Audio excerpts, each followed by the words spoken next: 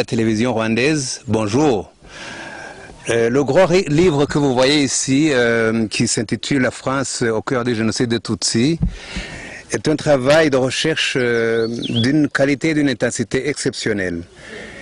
Il réunit en effet à ce jour tout ce qui est connu sur la part des représentants officiels de la France dans la politique que ce pays a menée au Rwanda au cours de la période la plus dramatique de notre histoire.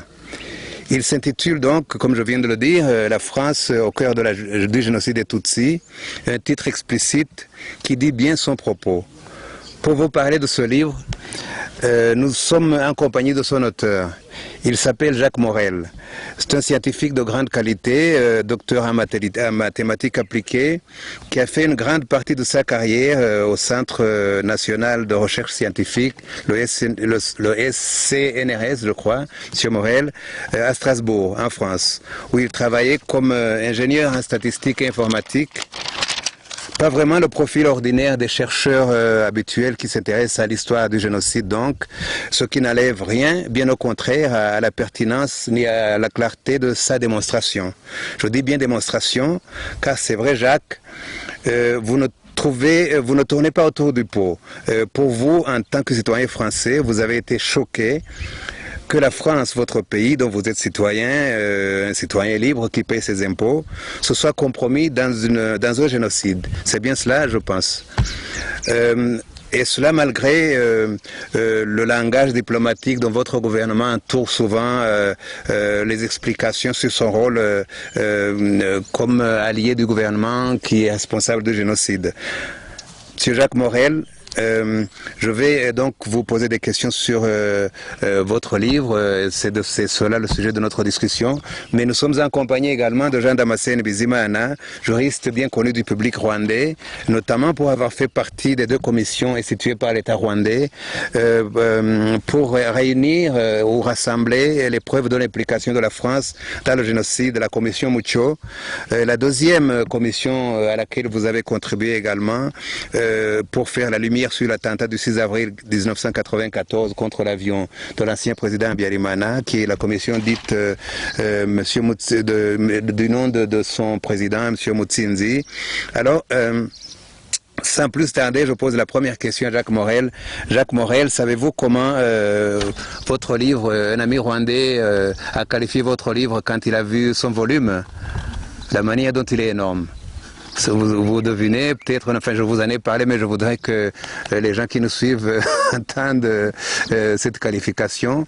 Eh bien, il a parlé en Kinyarwanda, c'est Rugora Baswa. Enfin plus exactement, je crois d'ailleurs, est-ce que c'est même le bon terme,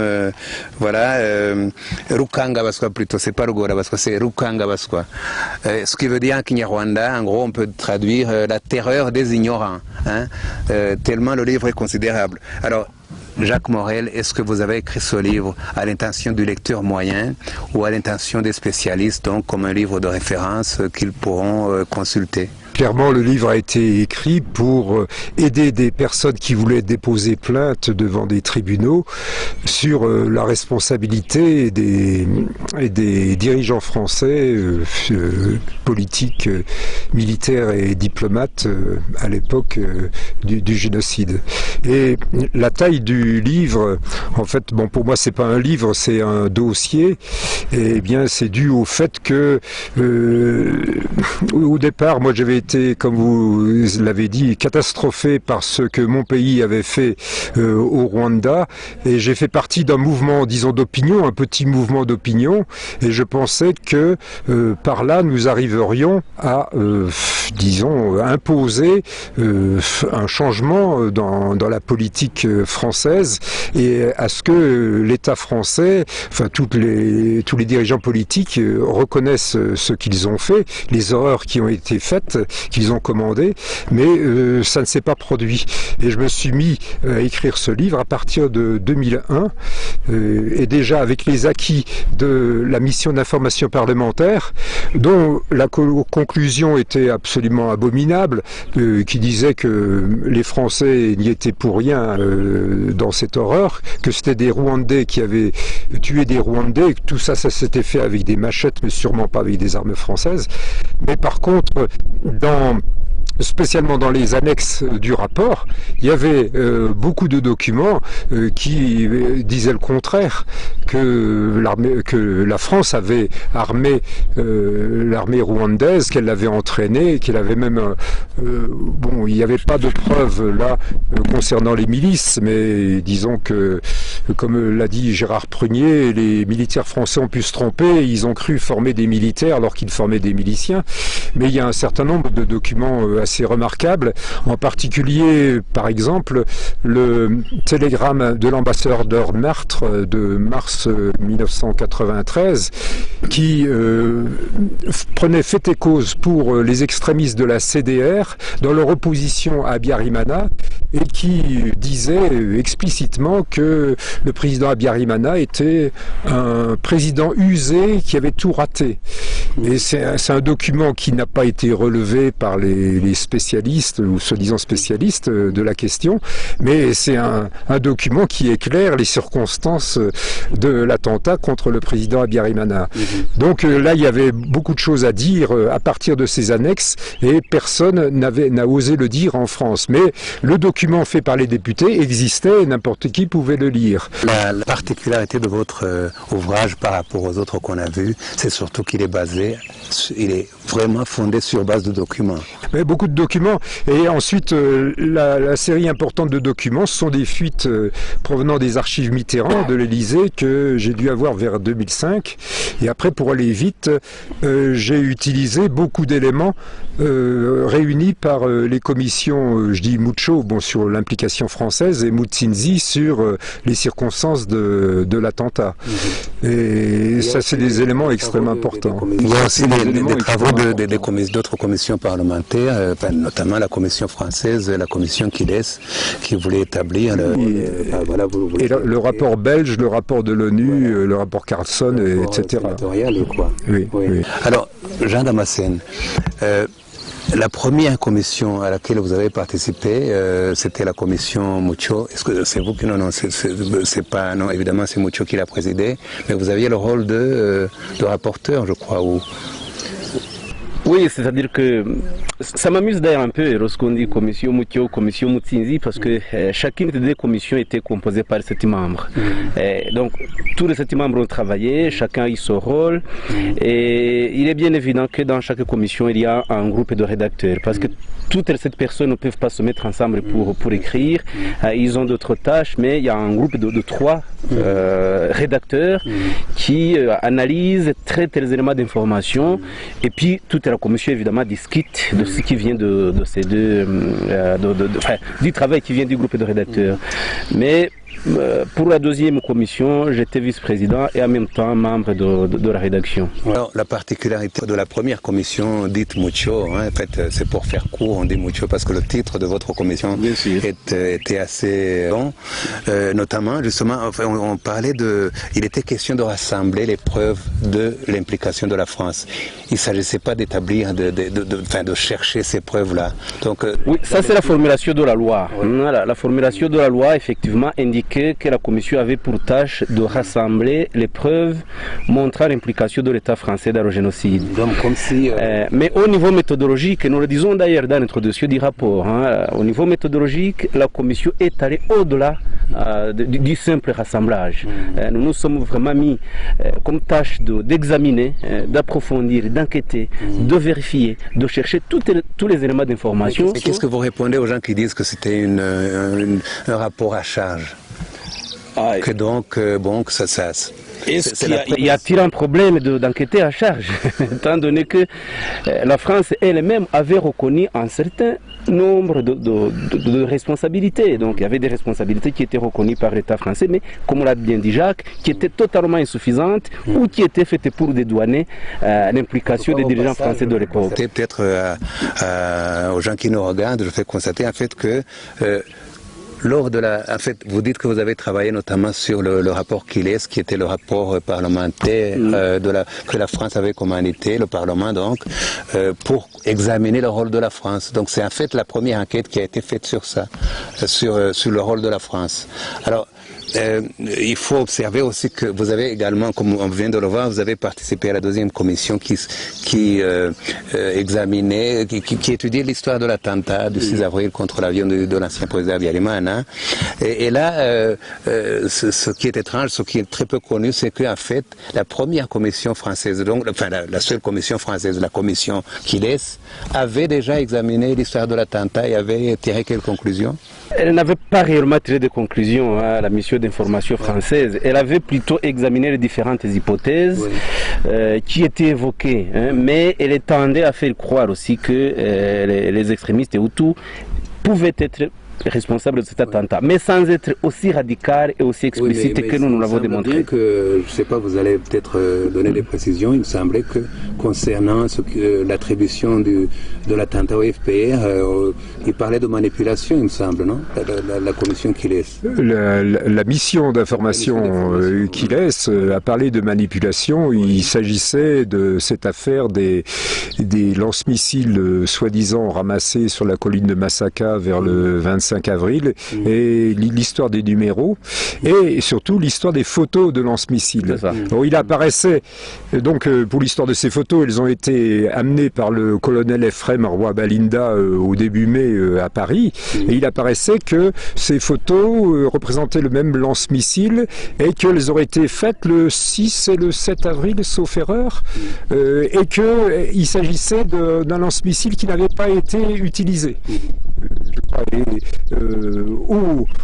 Étonnement, le juge Bruguière reprend ces arguments, ces photos de lance-missiles, etc., en faisant comme si les députés n'avaient rien dit, n'avaient pas dénoncé une manipulation. Bon, les députés français avaient...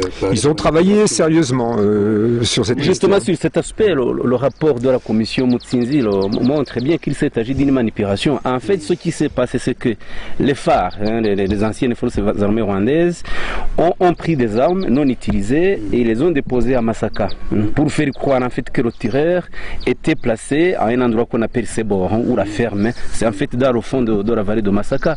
Mais c'était des armes qui avaient été amenées par des militaires du camp militaire de Kanombe qui les avaient placées là-bas et qui les ont montrées à la population. Et après, ils ont été récupérés et mis dans le camp militaire de Kanombe et puis dans le camp Kigali, et après ils sont partis.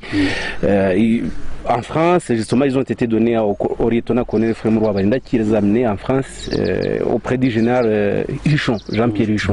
Donc c'était une manipulation qui avait été fabriquée par les phares pour montrer que, en fait, le tireur était placé à Massaka, ce qui était complètement faux. Et la mission Quiles avait justement examiné et avait réussi à prouver que ces armes n'avaient pas été. Donc la mission d'information du Parlement français découvre cette manipulation. Il écrit dans son rapport, et malgré cela, le juge Bruguière n'en tient pas compte, et surtout il reprend les accusations contre le FPR, alors que donc c'est quand même assez étonnant, il faut convenir. Alors on va revenir sur le livre, Monsieur Jacques Morel. Voilà, le livre, bon, c'est vrai que c'est la terreur des ignorants, effectivement, il fait peur quand on le voit, etc. Lukanga Abasquoi.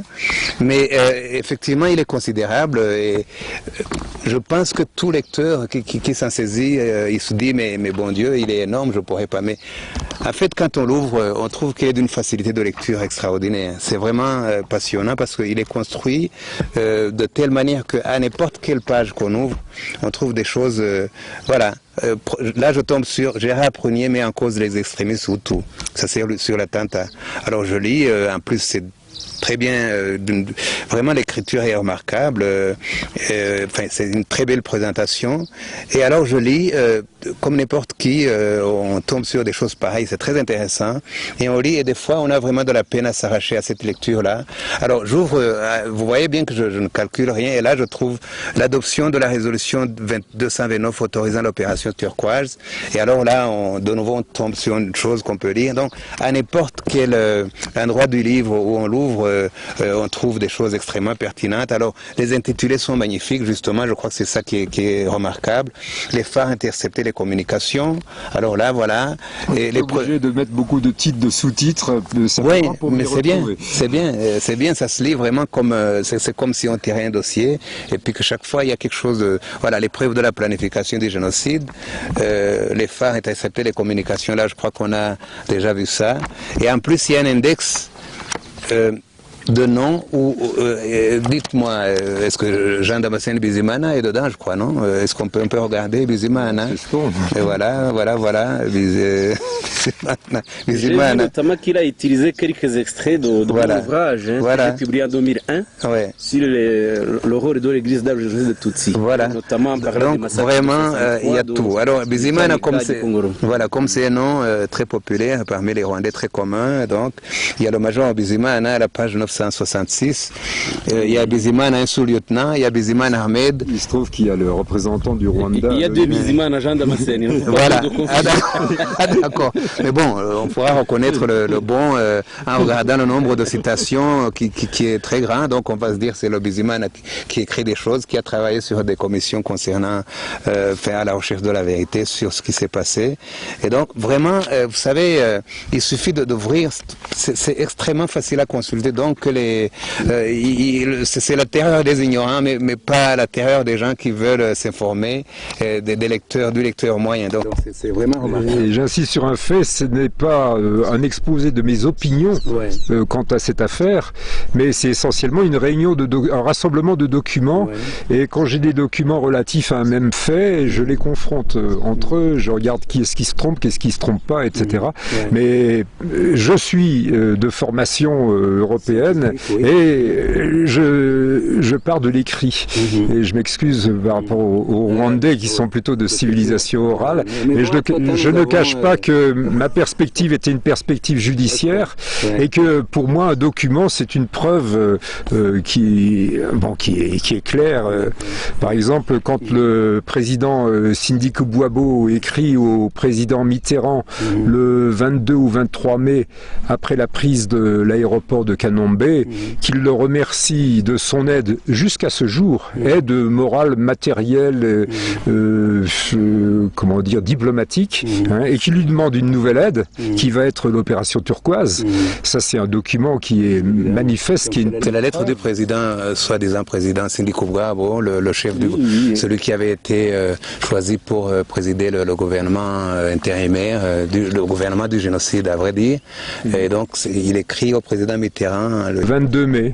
Et c'est une lettre qu'aucun grand journal français n'a osé présenter. Parce que... Justement, pourquoi en France, la presse a peur de publier certaines choses? Pourquoi il y a une certaine rétention de la vérité? Un gros problème politique en France concernant les horreurs que la France a commises au Rwanda, ou qu'elle a fait commettre au Rwanda, parce qu'elle pouvait faire arrêter les massacres quand elle voulait, eh bien, c'est que on se trouvait en système de cohabitation, en situation de cohabitation. La gauche a perdu les élections législatives au mois de mars 1993 et le président de gauche, Mitterrand, est resté. Donc on se trouve avec un président de gauche, Mitterrand, qui connaît très bien la question rwandaise, et monsieur Édouard Balladur, de droite, gaulliste, comme au poste de Premier ministre, qui connaissait beaucoup moins les questions africaines, mais par l'intermédiaire de ce qu'on peut appeler les réseaux focards, disons que les gaullistes contrôlaient aussi beaucoup de choses en Afrique. Les réseaux focards, c'est les réseaux qui s'occupaient de ce qu'on appelle la France-Afrique. Mais pas tellement concernant le Rwanda, qui était une ancienne colonie belge, que la France a fait tout ce qu'elle a pu pour soustraire à l'influence belge, mais il s'agissait... Dans les pays du champ, je crois, c'est comme ça qu'on dit. Il s'agissait bien sûr essentiellement de reprendre toutes les colonies belges, et le joyau des colonies belges, ce qui était le Congo Zaïre, enfin le Congo RDC maintenant, et les réseaux, disons, focards étaient bien introduits chez le maréchal Mobutu à l'époque. Et moi je pense que ça crée une sorte de paralysie critique en France, puisque les mécanismes démocratiques, la droite combattant la gauche, n'ont pas du tout joué. Et puis ensuite, il faut dire que il est impossible de comprendre la genèse du génocide ou de l'idéologie du génocide si on met à part le rôle de l'Église et des missionnaires. Et ça fait qu'il y a beaucoup de Français qui se taisent sur la question. Alors on dira que les missionnaires, c'était surtout quand ils sont arrivés au Rwanda, c'était l'époque allemande.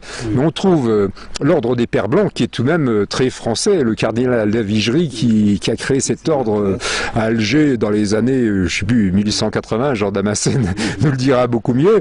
Et il s'est trouvé que le premier évêque du Rwanda était alsacien, mais donc allemand, puisqu'on se trouvait après 1870, Monseigneur Hirt. Monseigneur Classe, il était alsacien également? Non, il était de Metz, aussi de la région de l'Est. Hein.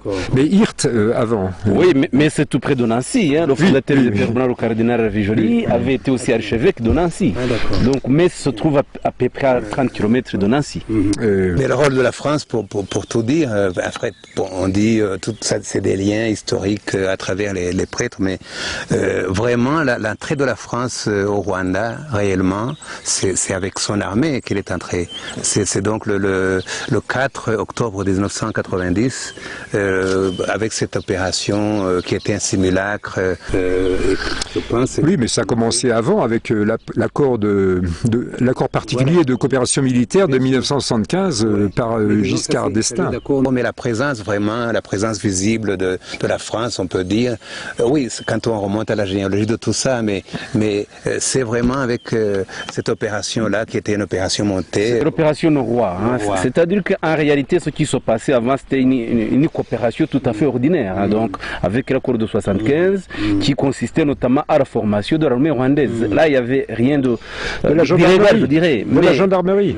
Oui, de la gendarmerie, certes, mais le gros problème a commencé à avoir lieu en 90, effectivement, parce que c'est à ce moment-là que la France a été impliquée directement dans les combats. Et aux côtés des phares, c'est une activité militaire intense. Et puis, beaucoup plus tard, il y a aussi une implication d'ordre idéologique. Avec la formation des miliciens.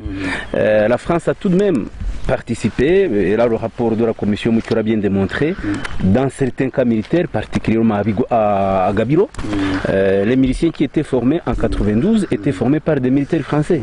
Et parmi la formation qu'ils recevaient, il y avait aussi l'un des éléments les plus importants était de dire que le Tutsi était l'ennemi du pays et qu'il fallait combattre les Tutsis. Et là, les militaires rwandais y ont participé. Est-ce que Jacques, tu aurais des documents attestant ce genre de choses? Je voudrais insister là, sur la notion sur l'utilisation du mensonge dans la politique française et dans la stratégie militaire française. Notamment, je voulais revenir un peu en arrière. Quand il y a eu cette coopération depuis 1975 avec la gendarmerie, la France a offert des automitrailleuses au Rwanda pour la gendarmerie, et pour nous citoyens français, ça faisait partie de l'APD, de l'aide publique au développement. Donc c'était dans le cadre de l'aide aux pays pauvres pour aider les pauvres gens qui avaient faim. On leur offre des automitrailleuses. Et c'est vraiment, je dis ça, c'est vraiment scandaleux. Voilà ce qu'on nous a fait croire à nous. Hein. Et là, et puis, documents, oui, mais alors sur ce que vient de dire Jean Damascène, le prétexte officiel d'intervention militaire, donc à partir de 90, là donc ils sont arrivés dans la nuit le 4 octobre, merci. Le prétexte c'était la défense de nos ressortissants. Il faut envoyer des troupes pour être capable de les évacuer. Hein. Or, qu'est-ce qu'on lit par exemple dans ce document du 11 octobre 1990, signé par l'amiral Langsade, qui était chef d'état-major particulier du président de la République Mitterrand, donc son conseiller militaire. Hein, il écrit « Les forces Tutsi maintiennent leur pression dans le nord-est du pays. » Il ne parle pas des forces rebelles, il ne parle pas des forces du FPR, il parle des forces Tutsi. Donc, assimile... Une ethnicisation en fait du conflit. Moi je dis une racialisation, parce et donc la France, elle se situe là dans le contexte d'une guerre raciale, hein, et bien avant ce texte sur la définition de l'ennemi qui va être distribué en 1992 par le chef d'état-major Nsabimana, eh bien à l'Élysée, hein, on considère que la France, hein, sans que les citoyens français soient au courant, hein, est en guerre contre les forces Tutsi. Hein, et Tutsi, c'est sans nuance. Hein. Donc, permettez-moi de compléter votre information. Dans le rapport de la commission parlementaire française, la commission Kiles dont nous avons déjà parlé, ils disent quelque part que la France s'est laissée entraîner dans une dérive raciste ou quelque chose comme ça de l'ancien, du régime de Habyarimana. Je me souviens de pas. Ils disent non mais bon, ils écrivent. Ils veulent faire croire que les Français se sont laissés abuser par les extrémistes rwandais. Oui, bien sûr. Là, on se demande qui est-ce qui a abusé l'autre. Hein. Tous ces éléments-là, il faut peut-être que nous les citons à l'intention de ce qui nous écoute, évidemment, etc. Mais donc, peut-être revenons au livre. Hein. Vous savez, j'ai dit, on ouvre n'importe où et il y a quelque chose de passionnant. Et là, pendant que vous parliez, j'ai ouvert et puis vraiment, je vous jure, je n'ai pas cherché la page. Et là, je tombe sur Prunier et Ruffin ont-ils négocié la libération des COS. COS, c'est la... L'Écosse. Force spéciale. Commando d'opération spéciale. Commando d'opération spéciale. Donc c'est des soldats français qui avaient été fait prisonniers par le FPR. Là, il est question de l'embuscade du 1er juillet, ouais. Mais j'admets qu'il y en a qui ont peut-être été faits prisonniers avant. Je suis pas certain. Je sais qu'il y a eu une embuscade, mais je suis pas certain que c'est exactement tous à cette date-là. Mais je suis, d'après mes recoupements, je suis sûr qu'ils sont venus tous les deux pour négocier une libération de prisonniers. Et ça n'a jamais été dit explicitement, même par le président actuel rwandais Paul Kagame. Mais je pense que politiquement, ça a changé complètement la nature de l'opération turquoise qui, au départ, voulait aller sur Kigali.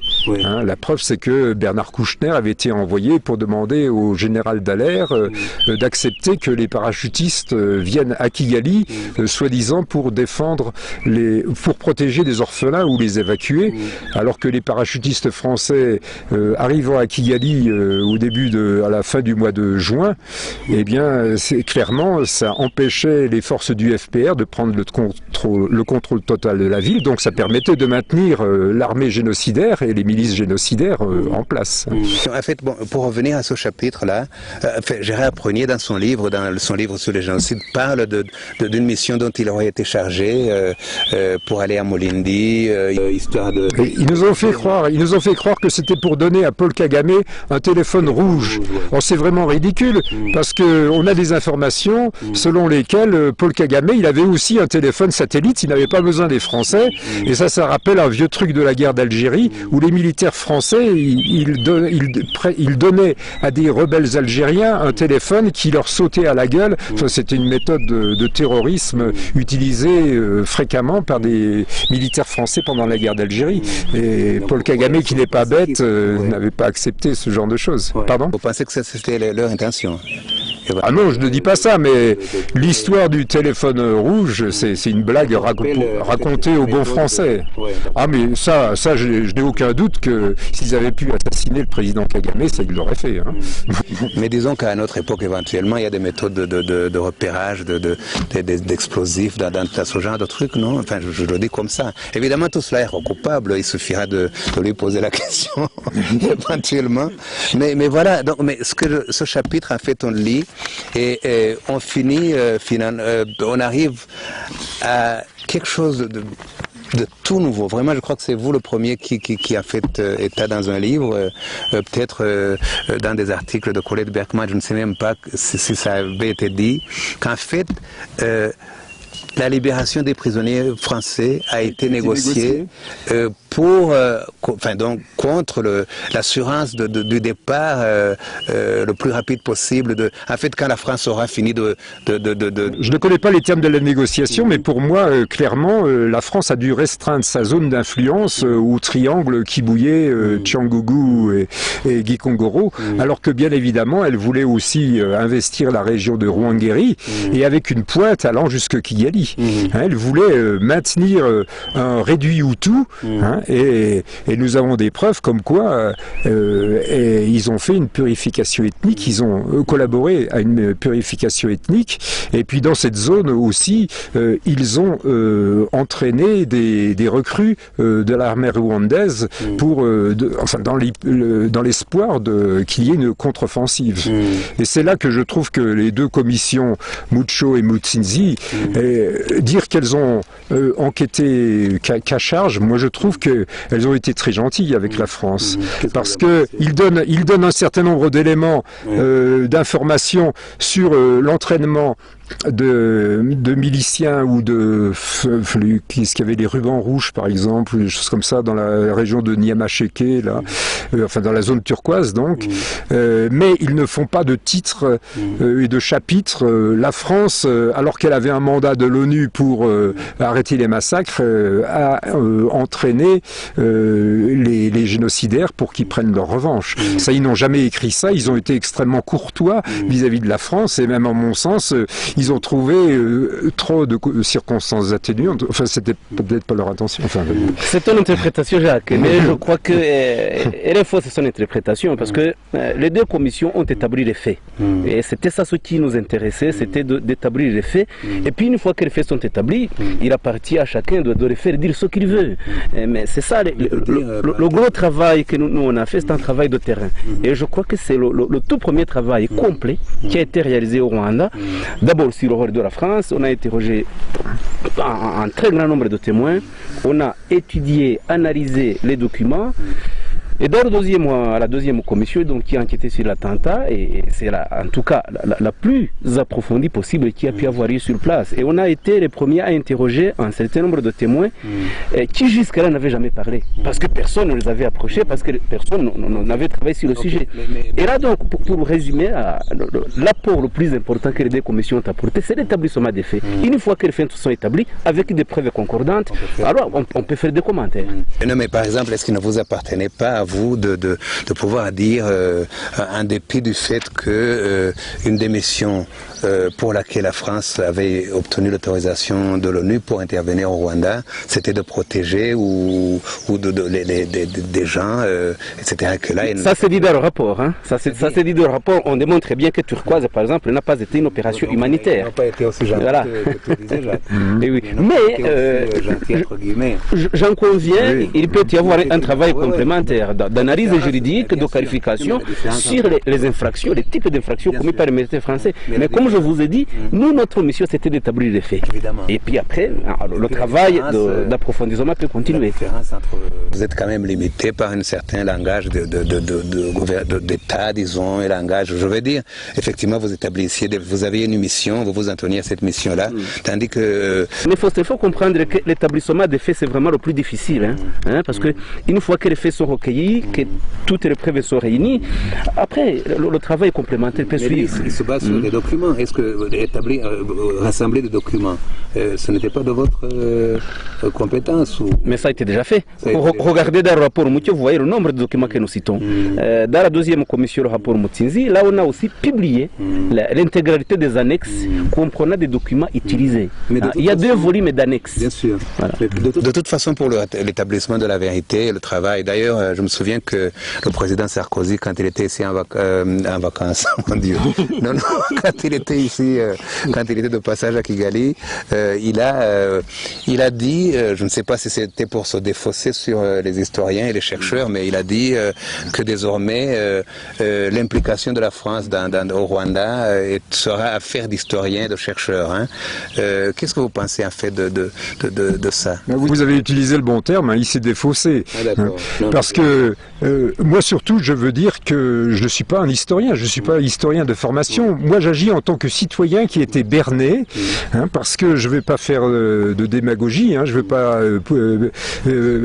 avoir pleuré pour ce que mon pays a fait, parce qu'il faut savoir que moi j'ai payé des impôts qui ont servi à acheter des armes pour commettre un génocide, et c'est le cas de tous les citoyens français. Et pour moi, il n'est pas question d'une affaire d'historien, parce que vous savez que c'est un traquenard cette affaire, ou c'est une farce, parce que vous savez que les historiens travaillent sur des archives, et que les archives ne sont ouvertes aux historiens qu'au plus tôt après 30 ans après le dépôt des archives.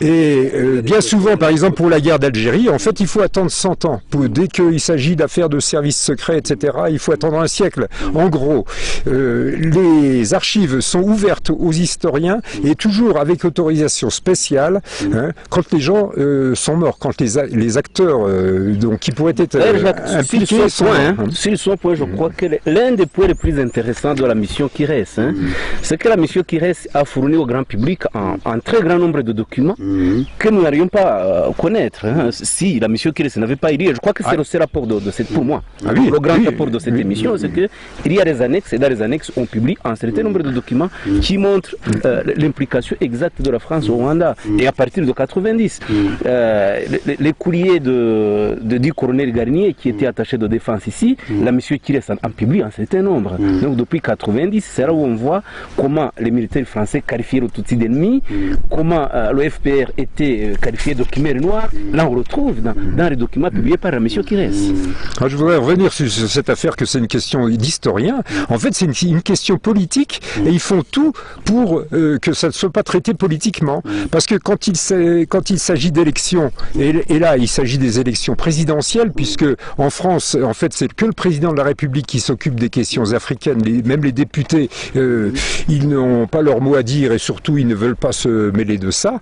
Mais c'est au moment des élections présidentielles qu'il faudrait débattre de cette question. Or, on discute de babiole, de la tête du candidat, des choses comme ça. Est-ce qu'il est divorcé ou pas, ou est-ce que, je sais pas trop quoi, est-ce qu'il est homosexuel ou pas? Bon, on s'en fiche par rapport à ce qui a été fait. Mais jamais il y a eu jamais je n'ai entendu un seul débat à des élections présidentielles, et on en a eu combien? 3 depuis, concernant ce que la présidence de la République, à l'époque Monsieur Mitterrand, a fait au Rwanda. Et bon, il faut dire que Monsieur Sarkozy était ministre en 1994, et qu'il était ministre du budget, et que le budget, nous avons par exemple un conseil restreint de 1993, où il est dit que le budget de la coopération va dépasser les limites fixées, et donc c'est le ministre du budget qui doit se débrouiller pour financer ce qui était des achats d'armes. Mais là, vous faites une réflexion peut-être qui sort du cadre de votre livre, mais qui est très intéressante, surtout pour les gens qui nous regardent. Le fait que la pratique démocratique dans les pays dits de vieille démocratie, qui se donne un exemple à la matière, etc. Comment ça se fait? Justement, qu'est-ce que le fait que quand il y a des candidats à la présidence, on s'intéresse plutôt à leur vie privée, comme vous venez de le dire, plutôt qu'au fond des problèmes, et que toute la presse est unanime, que c'est ça qui intéresse les gens. Est-ce qu'il y a une réflexion que vous en tirez sur le fonctionnement démocratique de ces temps? Moi, je tire un enseignement sur le terme démocratie à partir de ce travail, mais c'est que c'est un mot qui est complètement creux. Parce que j'écris que le génocide au Rwanda est démocratique. Pourquoi? Parce qu'il y a beaucoup de gens qui ont participé. Et juste avant l'opération turquoise, Monsieur Mitterrand va dire en Conseil des ministres que tous les efforts de la France pour amener la démocratie au Rwanda vont être annihilés s'il y a une victoire des forces Tutsi. Parce que pour lui, le Tutsi est par essence aristocrate, opposé à la démocratie. Et voilà ce que c'est devenu. Le terme démocratie, j'en suis venu même à parler d'une expression suggérée par un ami de génocide électoral. Mais on va justifier le génocide en proclamant que les victimes sont contre la démocratie. c'est une corruption complète du mot démocratie. Et vous entendez des hommes politiques qui vont dire, lui, le discours de la Baule de Mitterrand en 1990, il a forcé le pas pour faire la démocratie alors qu'il n'était pas prêt, etc. Mais c'est horrible, hein. En fait, pour eux, qu'est-ce que c'était la démocratie? C'était reconnaître le pouvoir de la majorité Hutu, hein, et considérer les Tutsis comme des étrangers et les jeter... Pas en essence impropre à la démocratie. D'ailleurs, non, mais je vais peut-être compléter ça parce que vous venez de dire, vous parlez de génocide électoral et j'étais à Kigali dans les bâtiments du CND pendant le génocide et Radio RTLM que j'écoutais énormément a parlé en disant c'était là le nombre de victimes commençait peut-être à s'élever par centaines. Vous savez qu'en fait les accords d'Arusha parlaient d'une élection, etc. Et Radio RTLM disait voilà, alors il est temps maintenant qu'on aille dans les fameuses élections pour lesquelles vous aviez tellement combattu dans l'accord d'Arusha. Est-ce que vous voulez qu'on aille maintenant aux élections? En fait, comme si maintenant que les électeurs potentiels du FPR, pour eux, c'était évidemment les Tutsis et les Hutus qui étaient opposés au génocide, donc les gens de l'opposition civile. Donc c'est comme si l'électorat potentiel du FPR était maintenant exterminé, étant maintenant exterminé, et il s'agissait d'aller aux élections. C'est ce que je suis amené à constater. Voilà. Les politiciens français, ils ont cherché à annihiler la base électorale du FPR. Une extraordinaire de l'idée de démocratie. Complètement.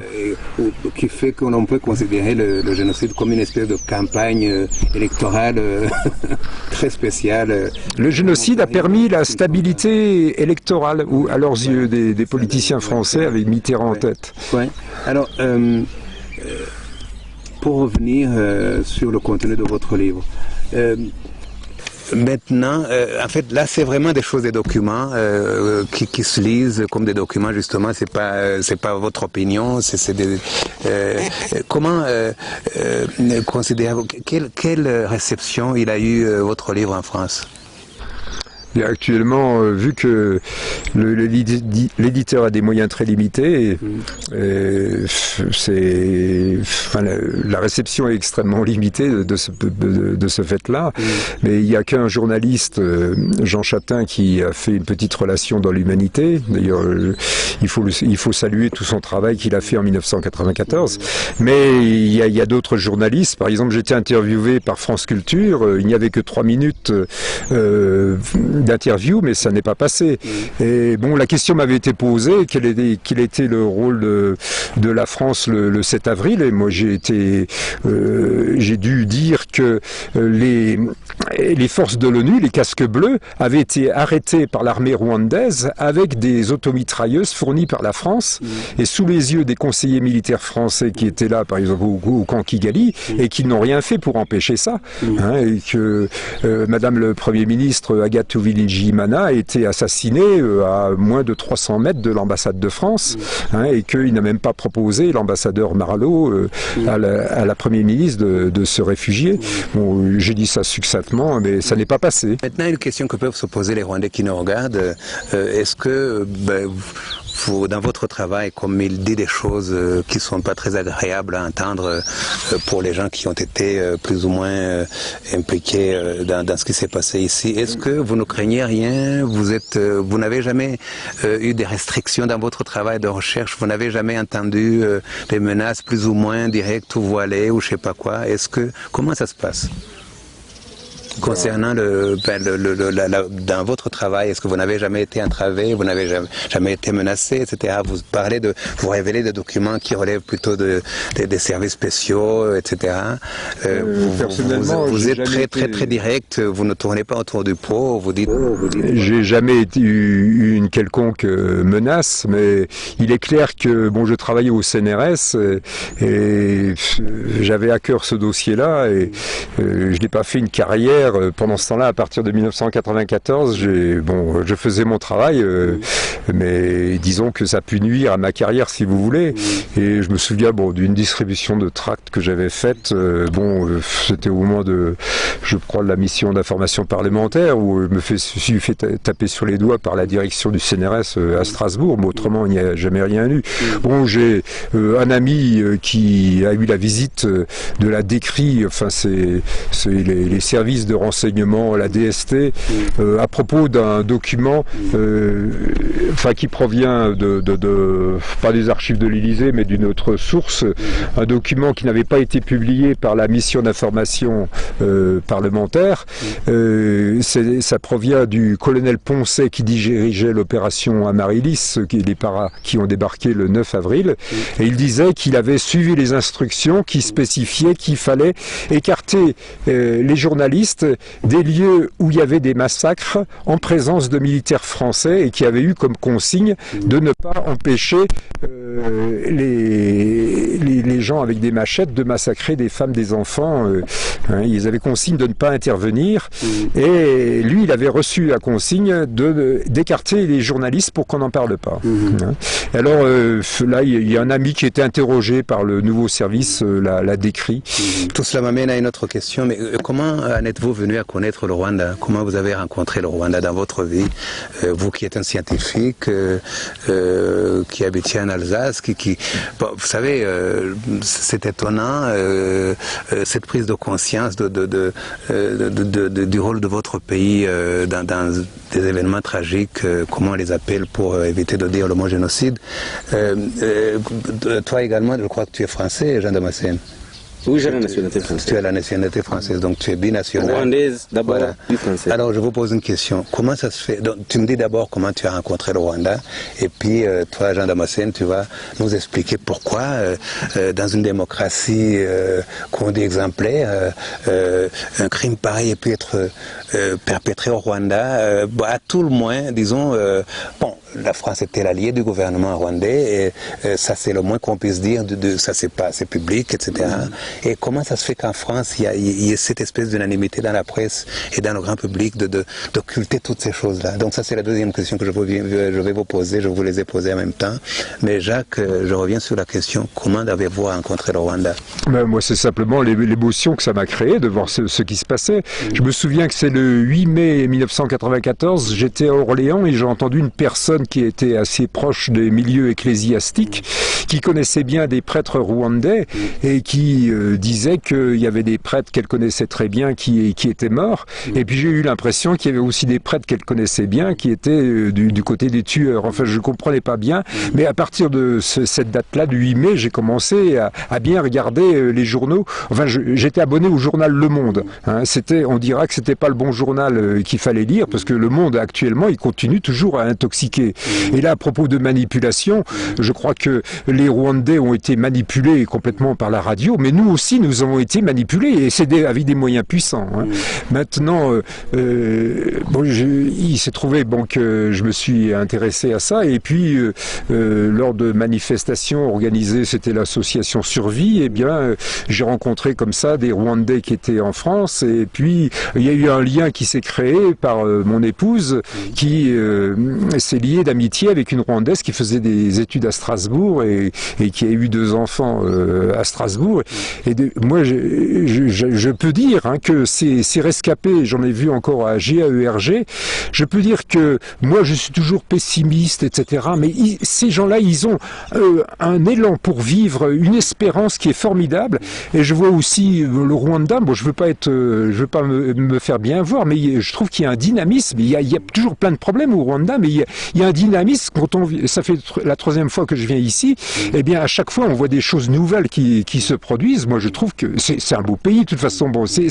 Pourquoi les Européens se sont disputés le Rwanda, c'était parce que au paradis. Puis c'est tellement agréable, 25 degrés, vous cueillez les fruits, là, les avocats, etc., les fleurs. Il n'y a pas de minerai spécialement, il n'y a pas... Ah, mais comme lieu de villégiature pour l'Européen, c'est magnifique. Bon, je parle pas de la beauté des femmes, bon.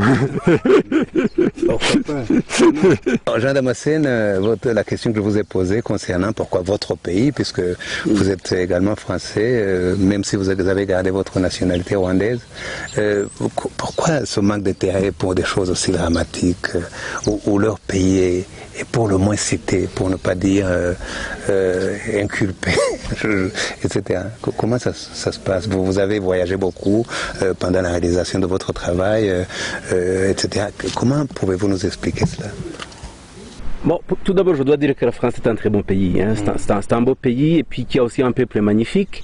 Et il faut aussi corriger une certaine erreur qu'ont certaines personnes de penser que c'est tous les Français qui ont été impliqués. Non, il y a eu un groupe d'individus qui étaient à la tête du pouvoir en France depuis 90 jusqu'en 94, qui ont été directement impliqués dans le dossier rwandais. Et je crois qu'il faut lier cela avec la personne de Mitterrand. Mitterrand qui semble-t-il était une personne omnibulée par le pouvoir, qui recevait très peu d'indications des autres, qui marchait dans son ego, et une fois qu'il a lié d'amitié avec Habyarimana, là, il s'est vraiment enfoncé jusqu'au bout. Et quand on voit même le dossier rwandais était géré par un groupe très restreint d'individus au sein de la présidence française. Et ce qui fait très mal, c'est de voir que ce sont ces mêmes personnes, comme Iber Vedrine, plus tard Alain Juppé, les militaires comme le général Rangsad, etc. C'est son noyau qui continue maintenant même de nier la réalité du génocide. Il y avait également son fils, je crois, non? Même son fils, absolument. Voilà. Et on trouve que non seulement ils sont impliqués dans le dossier rwandais, mais de manière large, ils sont aussi impliqués dans un certain nombre de dossiers noirs en Afrique. Et d'ailleurs, l'association Survie dans laquelle est membre, je crois, ou était membre Jacques, a publié une série de documents qui montrent que pratiquement les mêmes hommes qui étaient à la tête de l'État français ont été impliqués dans des dossiers de corruption au Togo, au Gabon, au Cameroun, partout. Donc je dirais que pour moi c'est cette explication, c'est un groupe d'individus qui gère un dossier aussi grave, aussi terrible que le Rwanda, et qui en arrive à être omnibulé pour ne pas voir la réalité des choses, peut-être pour cacher aussi les responsabilités. Parce que je crois que les hommes politiques et militaires impliqués dans le dossier rwandais continuent maintenant d'utiliser même la presse pour cacher la vérité. Vous allez voir par exemple l'implication du général Fourcade, qui était commandant de l'opération turquoise. Très dernièrement, il était à Bruxelles, dans la fameuse conférence des négationnistes qui s'est tenue à Bruxelles. Donc un général d'armée qui, en retraite, va participer aux côtés des génocidaires et aux côtés des négationnistes, ça te montre comment, quand il était sur le terrain, ce qu'il a fait. C'est ça. Donc, en bref, c'est pour cacher la gravité des actes qu'ils ont commis. Dans la foulée de la réunion que vous évoquez à Bruxelles, qui est toute récente, je crois qu'un des participants de cette réunion était Eugène Rwamucyo, qui 2 ou 3 jours plus tard va être arrêté dans un cimetière où on enterra un génocidaire, M. Jean Bosco Barayagwiza, qui était l'un des leaders de la CDR. Le grand ami de la France. Donc il y a toujours des liens entre les officiels français qui ont été impliqués au Rwanda avec les génocidaires ou etc. Donc c'est ça la conclusion. Il y a une phrase qui me frappe. Si vous avez la chance encore de regarder l'interview, ou plutôt l'audition d'Alain Juppé, lorsqu'il est interrogé par la mission Kires en 98. Il dit cette phrase, il dit « Si c'était à refaire, à propos du dossier rwandais, je referais la même chose parce que la France n'a rien à se reprocher. » Et ça c'est très grave, de voir que même, là c'était 4 ans après, ce monsieur-là pensait qu'avoir été impliqué dans le génocide, c'était quelque chose d'ordinaire, de normal. Le président Sarkozy a parlé d'erreur, donc je crois que le président Sarkozy aujourd'hui en tout cas ne dirait pas la même chose.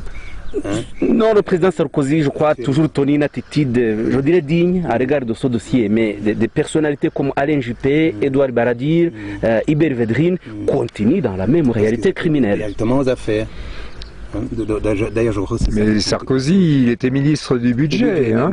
Mais moi, je dirais qu'il est était intelligent. moins directement impliqué que les autres. Il essaie de négocier actuellement avec le Rwanda, parce que notamment, il a pris conscience que ce dossier Bruguière qui a permis de lancer des mandats d'arrêt contre des leaders rwandais, il a constaté que ce dossier était vide. Donc il essaie de négocier un virage là. Et bien sûr, Bernard Kouchner et lui disent que des erreurs ont été commises, des erreurs politiques, hein, mais surtout ils disent que les militaires n'y sont absolument pour rien. Est-ce que vous avez l'impression, Jacques Morel, qu'un jour ou l'autre on saura tout ça? Enfin, vous avez eu accès à des documents incroyables, peut-être qu'il y a d'autres documents qui vont être classifiés, peut-être qu'il y aura des aveux de certaines personnes. Est-ce que vous avez l'impression, vous qui êtes, vous deux d'ailleurs, vous avez été plongé dans ces dossiers énormément, je crois que vous êtes parmi les meilleurs connaisseurs de ce qui s'est passé, du rôle de la France notamment dans le génocide. Est-ce que vous avez l'impression qu'un jour... Un jour ou l'autre, là, je dis oui sans me tromper, mais ce jour-là, si c'est dans 200 ans, on s'en fiche. Hein. En fait, pour moi, ce livre n'est pas un livre, hein, c'est un outil de travail. Et notamment, nous avons formé une petite association il n'y a pas très longtemps, France-Rwanda, génocide, enquête, justice et réparation. Et à partir de l'enquête sur l'attentat, l'enquête Mutsinzi, nous avons élaboré une lettre que nous avons envoyée au Premier ministre François Fillon au mois de février. Nous attendons toujours la réponse, lui disant que nous sommes certains qu'il veut faire la lumière sur cet attentat du 6 avril 1994. Nous lui donnons un certain nombre de preuves que les militaires français qui se sont rendus sur place 15 minutes après la chute de l'avion, nous avons des preuves selon lesquelles ils ont fait une enquête, hein, selon lesquelles ils ont prélevé des pièces de l'avion, les deux enregistreurs boîtes noires, enfin ce qu'on appelle les deux boîtes noires, enregistreurs des paramètres de vol et des conversations dans le cockpit, plus des débris de l'avion. Nous lui avons demandé de remettre ces pièces au juge chargé de l'enquête, le juge Trévidic. Nous attendons la réponse et il me semble qu'il faut qu'il y ait des citoyens qui nous soutiennent pour lancer ce genre d'action, parce que je n'ai plus guère de doute là-dessus. Non seulement la France, si elle s'était désengagée militairement, hein, si par exemple fin octobre 1990, les militaires français avaient été retirés comme les militaires belges, ou bien si c'était retiré en 1992 ou encore en 1993, hein, eh bien je suis sûr qu'il n'y aurait pas eu de génocide, parce que le général Queneau, conseiller militaire de Mitterrand, François Mitterrand, le président de la République, lui dit: si nous retirons nos troupes, eh bien le pouvoir du président Habyarimana va s'écrouler, il perdra le pouvoir. Hein. Mais disons, pour faire vite, parce que là je crois qu'on est pressé un peu par le temps, selon vous, hein, qui est l'auteur de l'attentat, selon vous? En fait, il y a une conclusion tout de même assez claire dans le rapport Mutsinzi, hein, c'est des membres de l'armée rwandaise. Hein. Mais moi, ce que j'ajoute, qui contrôlait l'armée rwandaise, il y avait très peu d'officiers français, mais il y en avait quelques-uns, ils étaient extrêmement haut placés. Il y avait Jean-Jacques Morin, le conseiller du chef d'état-major, qui était là. Il y avait un commandant de Saint-Quentin qui était au camp Canon B, qui a vu beaucoup de choses et qui n'est pas resté inactif avant l'attentat. Je crois, à Rocha, je crois, non? Enfin, c'était... Où il a témoigné sous contrôle. Il devait y avoir des gens qui contrôlaient la question qui lui était posée avant qu'il réponde. Aussi un indice qui est par là, hein, donc un témoin s'avance. Au minimum, l'Élysée était au courant de l'attentat, parce que nous avons aussi beaucoup de preuves selon lesquelles les Français écoutaient toutes les liaisons téléphoniques et toutes les liaisons radio. Mais bon, donc s'il y a quelqu'un à protéger, si l'Élysée cherchait à protéger quelqu'un, c'est sûrement pas le FPA, disons quand même. Hein. Donc si l'Élysée voulait protéger quelqu'un, quelle conclusion? Moi je peux Enfin, moi, je peux dire que la France a contribué à construire la machine à tuer. Quand elle a été mise en marche, elle ne l'a pas arrêtée. Hein. Même on a des preuves encore comme quoi de beaucoup d'organismes français, on parlait d'un ancien d'un général qui continue à soutenir les génocidaires. Et moi, je crois, je n'ai pas de preuves, mais je crois que l'attentat a été fait avec la participation de Français. C'est pas vraiment l'actualité, mais il y a quelque temps, on a appris que le juge Trevedic allait envoyer des enquêteurs pour compléter votre travail en quelque sorte, hein, Jean Damascène. Je l'ai lu comme vous dans la presse, hein, parce que pour l'instant, donc, la commission a terminé ses travaux, elle n'existe plus. Le reste, la gestion de ce dossier n'appartient plus à la commission, c'est au gouvernement rwandais de le gérer. Donc, je ne suis pas au courant de ça, j'ai lu ça dans la presse, mais je pense effectivement l'une des grandes critiques qui avait été adressée au travail, s'il y a eu travail, ce que je doute, de M. Bruguière, c'est le fait de n'avoir pas fait une enquête véritablement judiciaire, de ne pas être venu sur le terrain, interroger les témoins, enquêter sur place. Mais si le juge qui a succédé à Bruguière vient maintenant mener une véritable enquête judiciaire pour établir les faits, c'est de bon augure.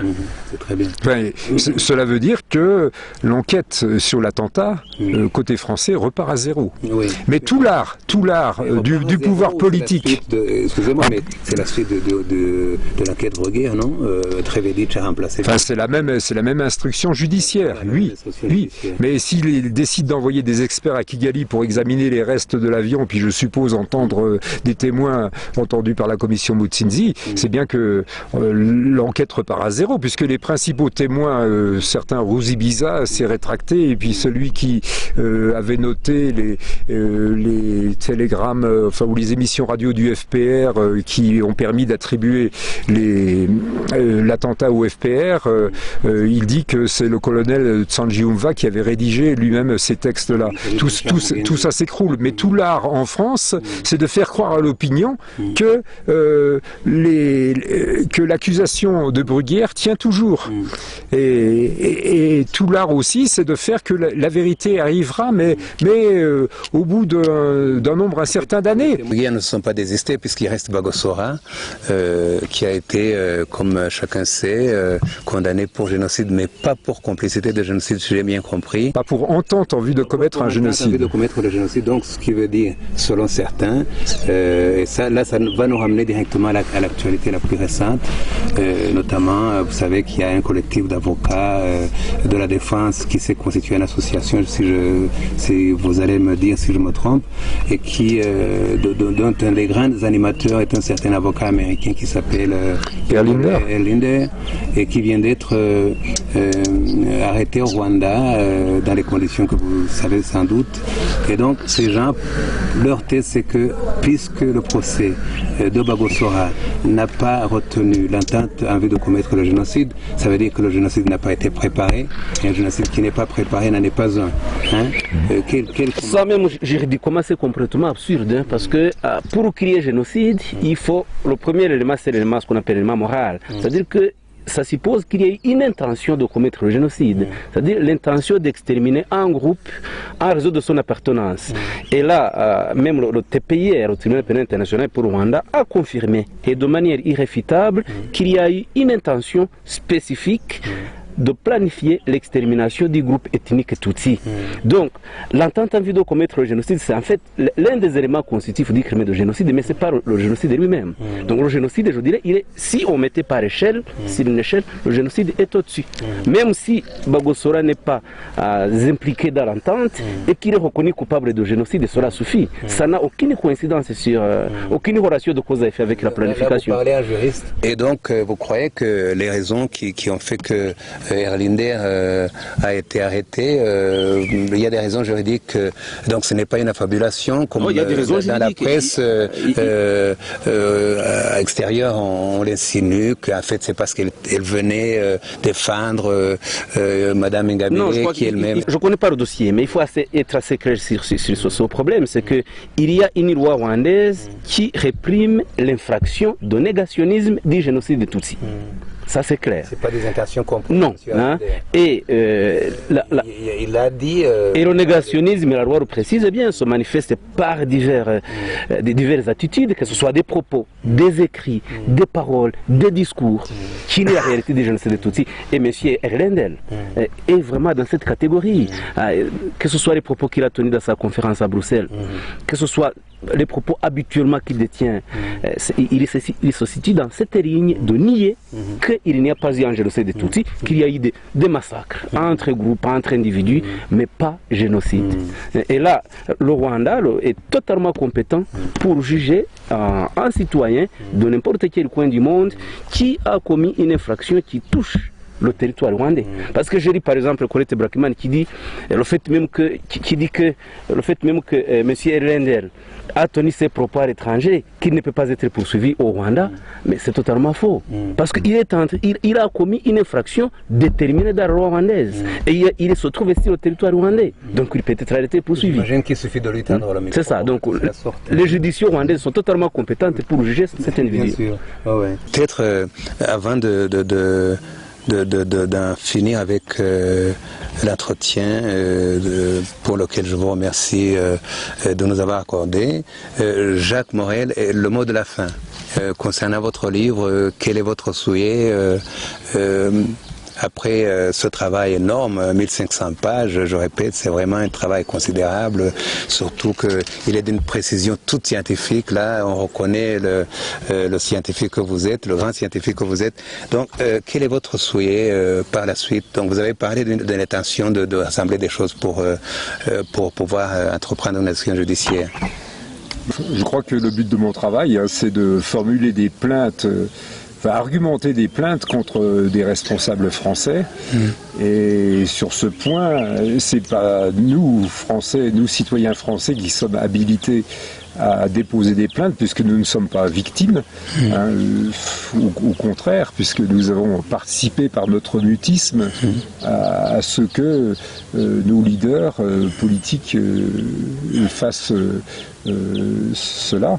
Et moi je pense que en tant que citoyen français, tout ce que j'ai à faire, c'est à préparer l'argumentation de ces plaintes du point de vue factuel. Il faut que j'aille voir des juristes pour que ça soit validé juridiquement. Et ensuite, il faut que j'aille voir les associations de rescapés, parce que c'est elles qui sont fondées en justice à déposer des plaintes vis-à-vis des tribunaux français. Des tribunaux français, je dis tribunaux français parce que le TPIR va fermer, et notamment afin qu'elle demande le versement de réparation. Mais le juriste que nous avons à disposition ici, qui est justement français, donc il doit être un connaisseur de la justice française, est-ce que la faisabilité d'une telle démarche est possible? Laquelle? Je veux dire que des Rwandais portent plainte, je suppose qu'il faut porter plainte de façon nominale contre une telle personne.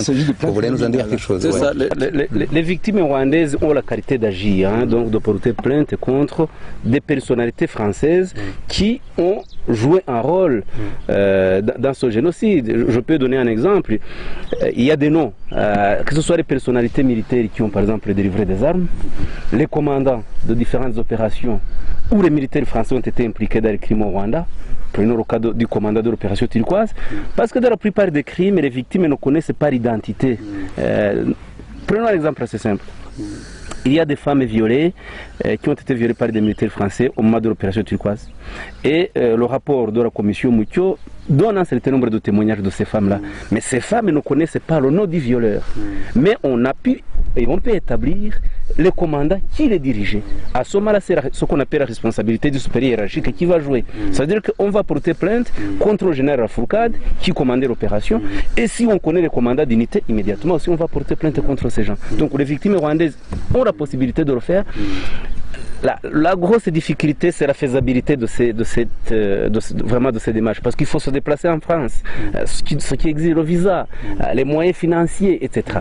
Et maintenant que les relations sont rétablies, et que apparemment... Mais qui va payer? Qui va payer l'avocat? Qui va payer les déplacements? Qui va lui donner le visa? C'est tout ça. Non, mais je veux dire, il pourrait y avoir comment on appelle ça en justice, là, des délégations, ou comment on dit, le fait de, s'il y avait des conventions. L'avocat, ils peuvent prendre un avocat qui est sur place, qui peut refaire les places. C'est établi entre la France et le Rwanda, des conventions spéciales pour... ça c'est très long. C'est très long. Ça c'est très long parce que ça demande qu'il y ait des négociations diplomatiques qui aboutissent à ces accords. Évidemment, et puis même si le Rwanda propose ce genre de relations, peut-être qu'en France, on va sentir le vent venir. Mais il faut voir aussi qu'il y a des plaintes qui sont déjà déposées depuis maintenant 5 ans, mais qui ne sont jamais examinées. Donc c'est aussi une autre question d'une certaine mauvaise volonté politique ou judiciaire de laisser les choses traîner, de ne pas y toucher, de recevoir les plaintes mais de ne jamais les traiter. L'affaire Munyeshyaka dure depuis 1995. Tout à fait. Et l'affaire Bouchi Baruta. Les jeunes Rwamucho, parce qu'en fait c'est sûr... une demande du gouvernement rwandais qu'il a été arrêté, je crois. Non. C'est une initiative totalement locale. C'est le maire de la commune où a été enterré Jean-Bosco Baraya-Guiza qui a demandé à ses policiers municipaux d'arrêter Rwamucho qui avait été reconnu par un journaliste qui était là. C'est une initiative totalement locale. C'est un peu une initiative citoyenne, à part que ce maire, il était aussi député. Ça, il faut le souligner. Mais donc Rwamucho a été livré à la police nationale et jusqu'à enfin je ne sais pas si je suis bien informé, mais je crois qu'il est encore sous les verrous, mais il va peut-être être relâché après le sommet de Nice où s'était rendu Paul Kagame, mais c'est probable qu'il va être relâché. Bon, ça il ne faut pas se faire d'illusions. Comme Madame Agathe Kanziga, elle a été interpellée moins de 24 heures récemment, après le rétablissement des relations diplomatiques. C'est comme ça. C'est comme ça, on dira que vous êtes un grand chercheur, mais quelqu'un quand même qui a... Un prophète. Oui, quand même mal. Oui, malheur pour moi, mais on arrête un jeune qui a volé un pack de bière dans un supermarché, il écope de 3 mois de prison, alors que vous avez le préfet de Gikongoro qui est en France, Laurent Bouchi Baruta. Le TPIR a demandé à la France de le juger, mais lui il se promène tranquille partout, il n'est pas du tout sous les verrous. D'accord. Jean Damascène, tu aimerais ajouter quelque chose à notre conversation? Bon, ce que je peux ajouter, c'est d'abord de féliciter vraiment le travail de Jacques Morel, parce que pour moi, c'est le travail le plus complet qui a été réalisé à ce jour sur l'implication de la France dans le génocide des Tutsis. C'est le travail le plus complet, que ce soit au niveau des preuves documentaires qui sont fournies, de l'analyse et aussi en même temps des témoins, parce que Jacques a insisté surtout sur les documents, mais il a aussi interrogé les témoins sur place. Et ce qui est assez intéressant, c'est qu'il a eu plusieurs correspondances avec des témoins rwandais avant même qu'il n'arrive au Rwanda. Donc depuis longtemps, il correspondait avec des victimes rwandaises étant à Strasbourg. Moi, j'ai eu la chance de le connaître quand j'étais encore en France. J'ai fait toutes mes études là-bas. Mais c'est quelqu'un qui a travaillé très profondément, très sérieusement sur ce sujet-là, et puis sans état d'âme. Sans état d'âme, et puis surtout, je dirais même sans parti pris. C'est vraiment un véritable travail scientifique qui va enrichir des générations et des générations. En tant que Rwandais, franco-rwandais, je ne peux que le remercier pour ce travail qui honore les victimes du génocide. Donc, il était à Morambi où GARG avait organisé une soirée de commémoration des familles complètement disparues. Et ce travail contribue justement à faire revivre ces familles complètement disparues pour que justement cette disparition, pour qu'elle ne s'éteigne pas à vie. Hein. C'est un travail de très grande qualité qu'il faudra continuer encore on va enrichir, parce que je crois que le travail n'est pas terminé. Tu as posé la question tout à l'heure de savoir si on est arrivé à la vérité parfaite. Je crois que non, hein. On arrive toujours à des bouts. Il y a toujours une certaine part qui n'est pas connue, mais un travail comme celui-là, il contribue très, très grandement. Je te remercie Jean Damascène, mais je peux souligner que j'ai encore des documents que je n'ai pas eu le temps d'exploiter. J'ai eu récemment les transcriptions écrites des émissions de la radio RFI, Radio France Internationale, et c'est un document que j'ai cherché depuis longtemps. Il m'a été communiqué au moment où mon livre est sorti, et il y a encore beaucoup de documents à sortir. Et puis surtout les témoignages de Rwandais, mais dans la mesure où maintenant ils n'ont pas encore été recueillis, c'est très difficile. Le travail sur les témoignages oraux est très difficile parce qu'il faut recouper, parce que c'est humain, hein, les gens ne se souviennent plus et ils vous racontent ce qu'ils ont entendu après, mais pas ce qu'ils ont vu, ils se trompent, etc. C'est assez difficile, mais c'est évident que j'ai encore à continuer ce travail. Bien, Jacques Morel, à l'hommage que vient de vous rendre Jean-Damascène Bizimana, quoi ajouter d'autre? Je vous remercie énormément et je vous félicite pour votre courage et votre sens de l'honneur citoyen. Dans la tradition rwandaise, je crois qu'on dirait il mérite une vache. Hein? Qu'est-ce que tu penses? On pourrait démarcher pour lui en trouver une. Hein? Non, même pas une seule vache, mais une vache avec son veau. Tu vois, on va. Voilà. Alors, chers amis qui avaient suivi notre conversation, je vous recommande énormément le livre La terreur des ignorants, Lukanga Baswa, qui est un livre extrêmement informatif. Et ne vous effrayez pas par ça, ne vous laissez pas impressionner par la grosseur de ce bouquin. Effectivement, il ne peut effrayer que les ignorants. Donc,